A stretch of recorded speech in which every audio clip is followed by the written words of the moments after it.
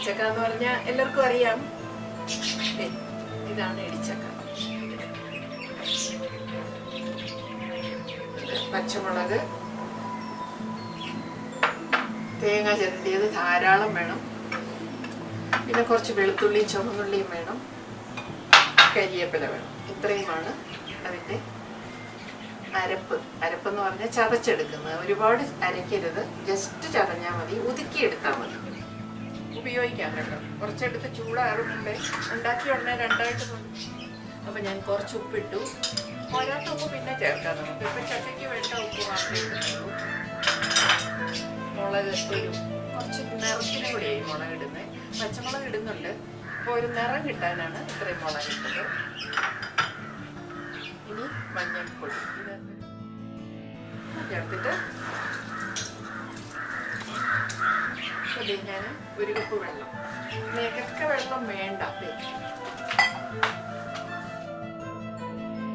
കല്ലായിട്ട് പതുക്കെ ഒന്ന് ഉരുട്ടുമ്പോൾ അത് വിട്ട് വരും.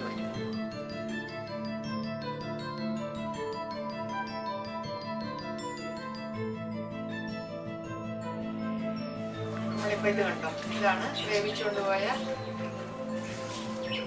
ചക്ക ചതച്ചെടുത്തതാണിത്. ശകലം കൂടുതൽ വെളിച്ചെണ്ണ വേണ്ടി വരും. ഉരുളി ചൂടായി.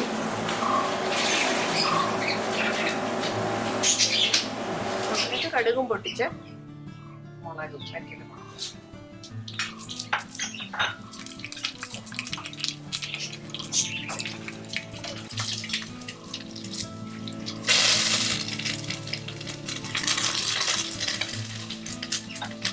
ചതച്ചത് അങ്ങോട്ടിടുക.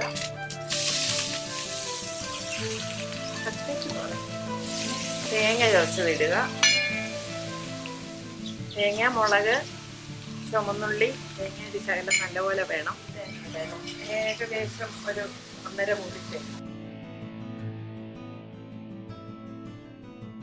അത്രയും ഉപ്പ് ചേർക്കുക.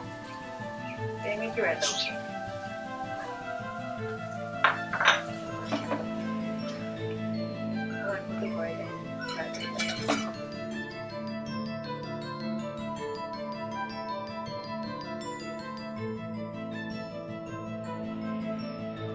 ആയിട്ടുണ്ട്.